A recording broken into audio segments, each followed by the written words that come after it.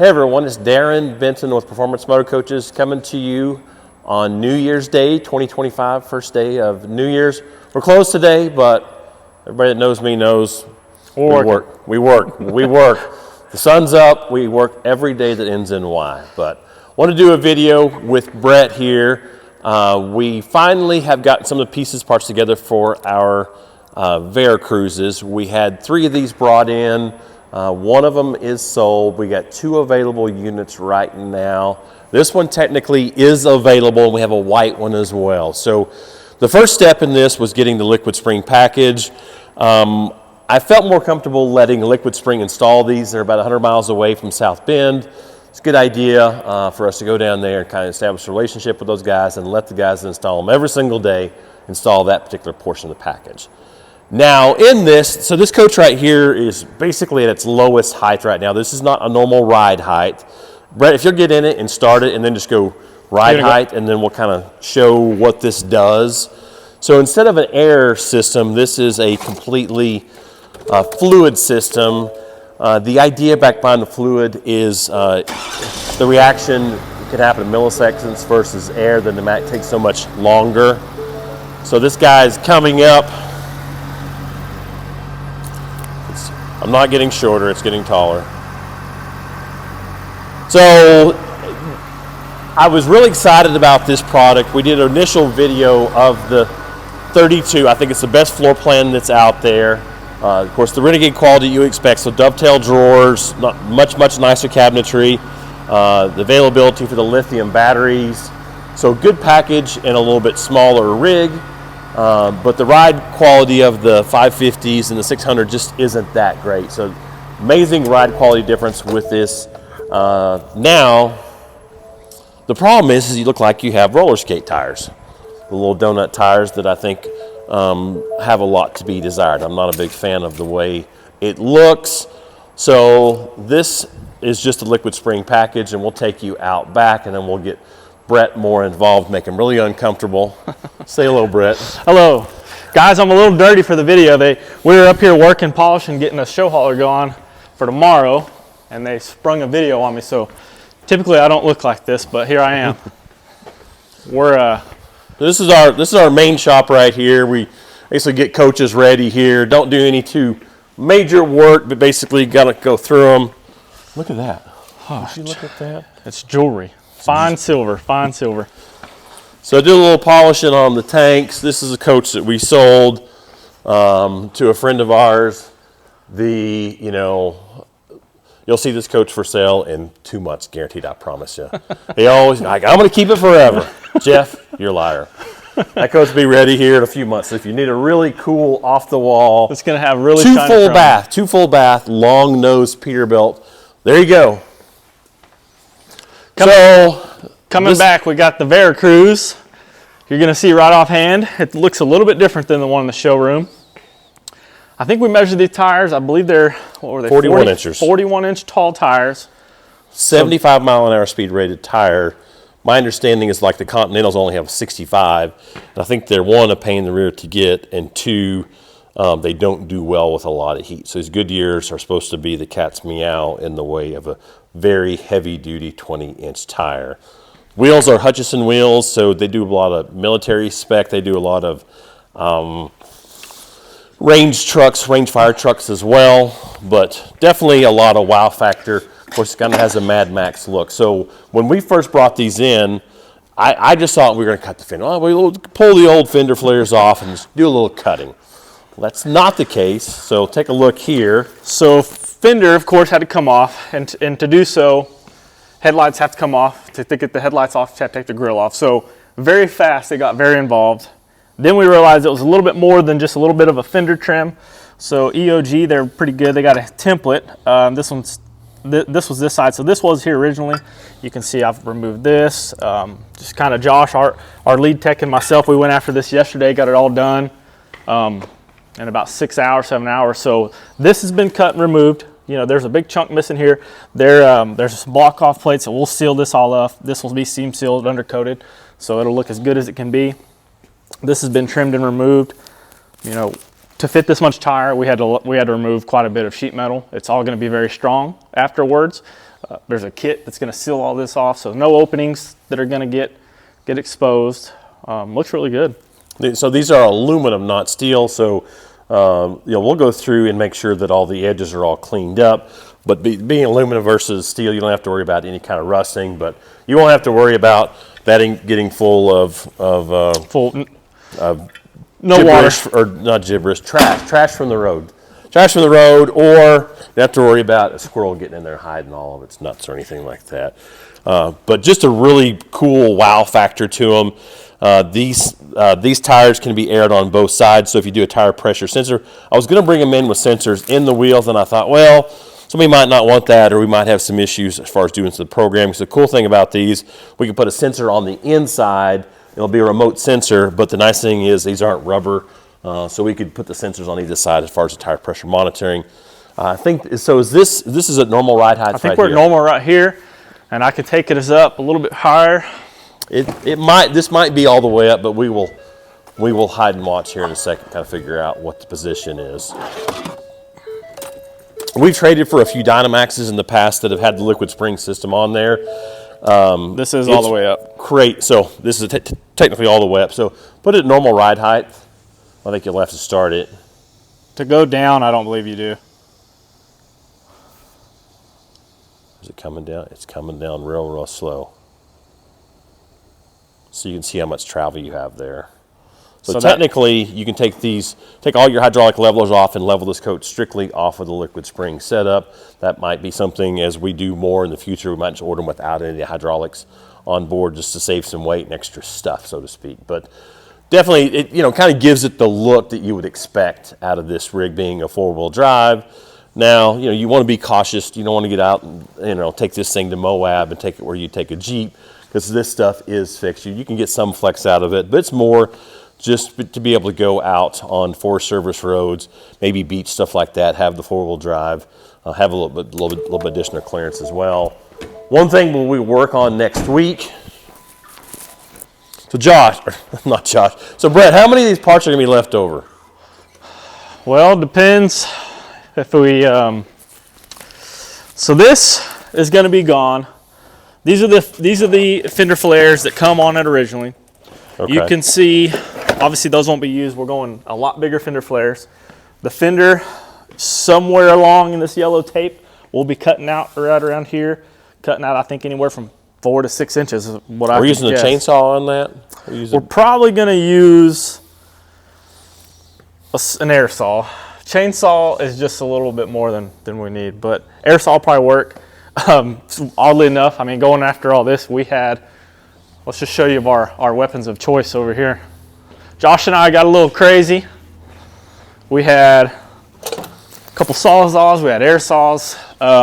Taking 2 sawzalls to a coach of this value is not something we do every day. It was kind of fun. We all got together, said a prayer before we cut anything, but we made it happen. It took us a little bit of time, but we were kind of cautious on our first one, just to make sure it was done right. You can always cut more. But measure twice, yeah. cut once. Measure twice, cut once. You can always grind off more, but you can't add it back. So the bumpers will be removed. We've got some really cool elevation off-grid bumpers.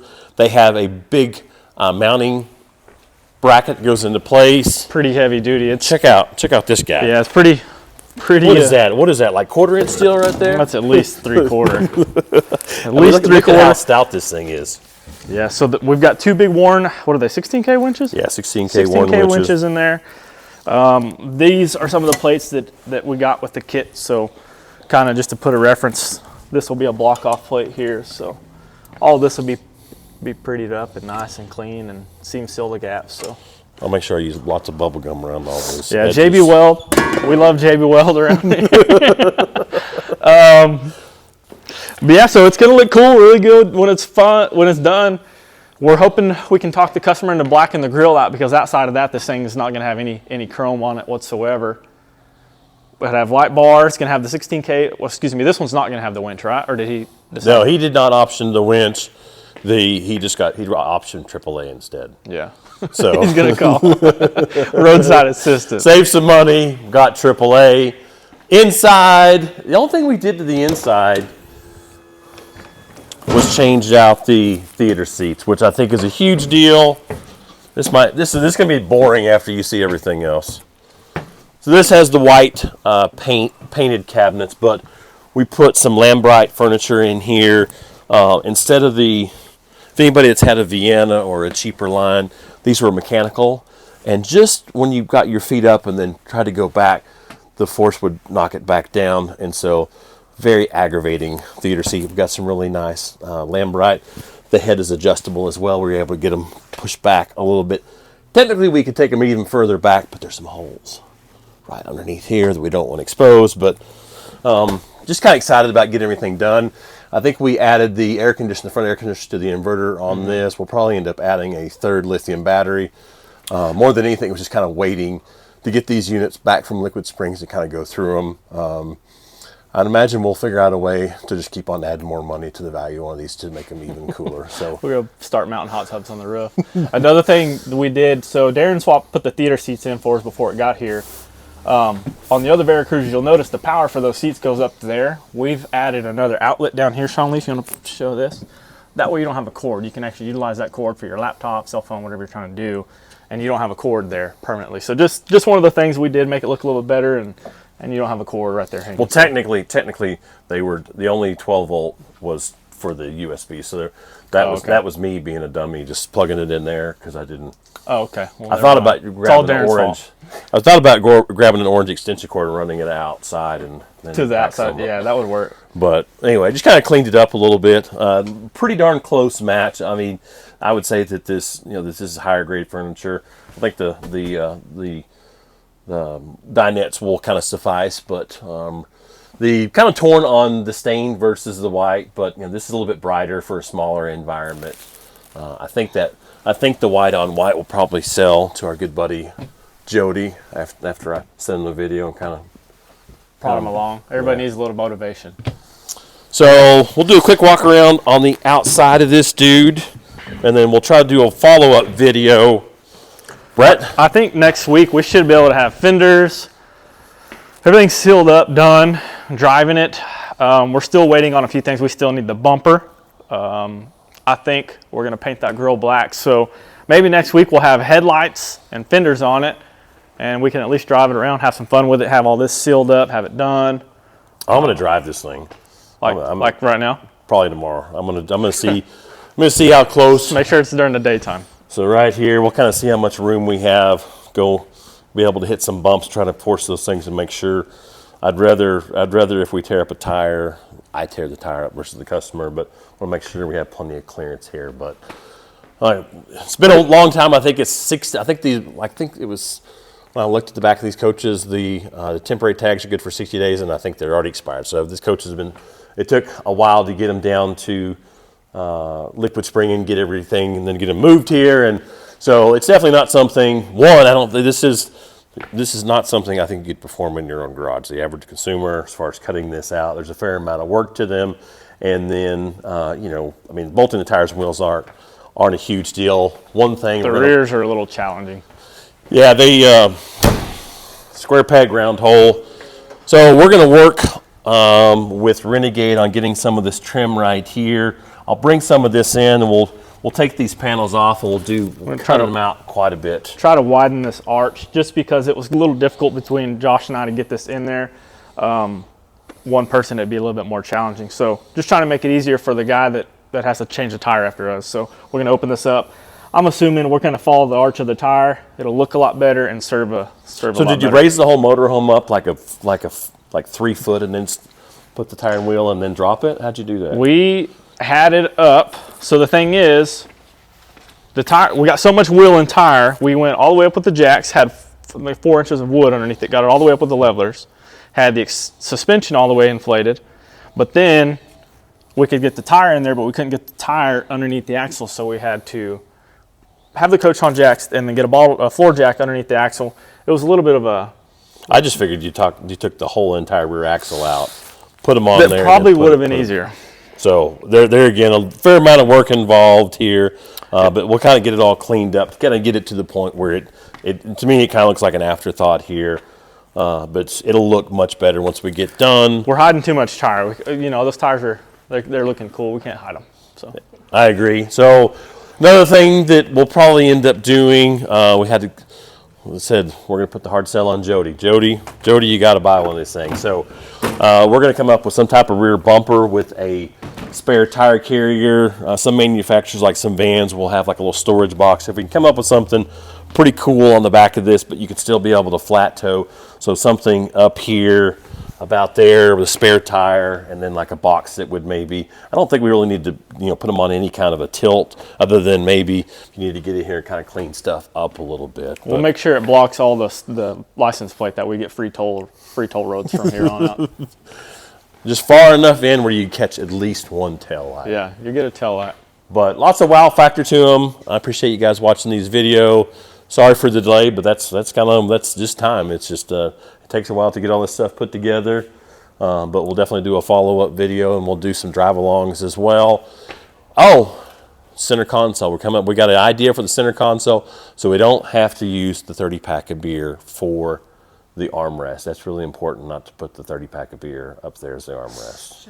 I mean, I'm not against it, but also we're going to work with getting a 3D printed kind of console thing made for the controller. Right now it's just on a cord, but in the center we'll have the controller. I'm gonna show you the controller. So stay there, and this is how you operate it right here. And so we're gonna have, you don't think this looks good right here? I mean, outside of being able to walk around and control it, but I think so. Right here we're gonna do a 3D molded deal, and it'll look good. We'll go down there, and it'll be convenient for both driver and passenger. Darren was talking about the center console, so no armrest, not very good for long road trips. I don't think I would be crawling through here. So I want a console right here for drivability, comfort. I don't foresee, unless it's a rainy day or I'm trying to avoid some mud, crawling through here. It's doable, but I'm 5'9", not by any means tall, and it's not the easiest thing to do. So I think we're going to come up with some sort of console right here. Might have some storage in it. We're going to gain more than we'll have. More like than a big subwoofer. Yeah, like we're going to put a subwoofer. Cooler. We're going to put a cooler right here. Cooler and subwoofer all in one. So yeah, I can't imagine needing. I can get out and go all the way around quicker than I can try to get up out of here and lose a shoe or something like that. All that, and it's typically, you got a couple. You're going to have a drink there. You're going to knock your drinks over going in and out anyway. So big gulps, no good. Yeah, you can't have your big gulp getting tossed over. Don't want Mountain Dew getting everywhere.